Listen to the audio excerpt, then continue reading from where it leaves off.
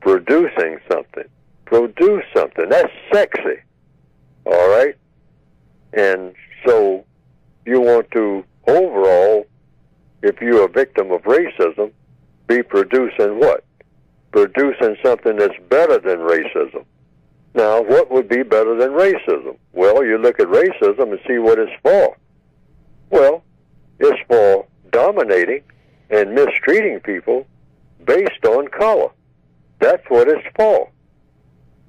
And what do you get out of it? 3 things: fun, glory, and material comfort. Those are the 3 things. Everybody wants fun. Everybody wants glory. Everybody wants material comfort. Well, somebody thought of a thing called racism in the form of white supremacy a long time ago in order to get those 3 things in that gangster operation called the system of white supremacy. They dreamed it up. And it's been the most successful government or religion or political system ever invented in the minds of people. Nothing has been greater than it. There's no religion greater than the system of white supremacy. There's no political system greater than the system of white supremacy. There's no quote-unquote non-economic system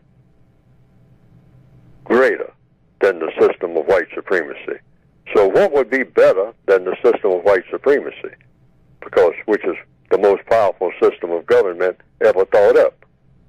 A system of justice, which means guaranteeing that no person is mistreated and guaranteeing that the person that needs help the most gets the most constructive help. But you have to produce it because it doesn't exist anywhere. You can't have white supremacy and justice on the same planet at the same time.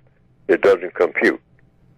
So I have tried to come up with a book that at least expresses a concept that I think is the missing link in dealing with racism, and that is a united independent concept based on a code where people do not have loyalty, because you're not going to get that, to each other, the victims of white supremacy.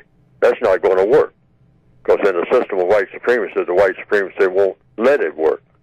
But you can have loyalty to a code, an individual code, and that theoretically, if everyone adopts the same code who is in the prison yard of white supremacy, then everyone will be on the same page, even if they are not even talking to each other about the subject of white supremacy.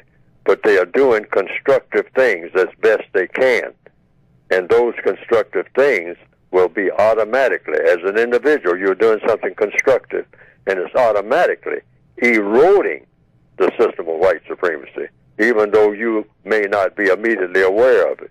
But if everybody's following that same code, and the code is designed to erode the system of white supremacy, the system of white supremacy will automatically vanish.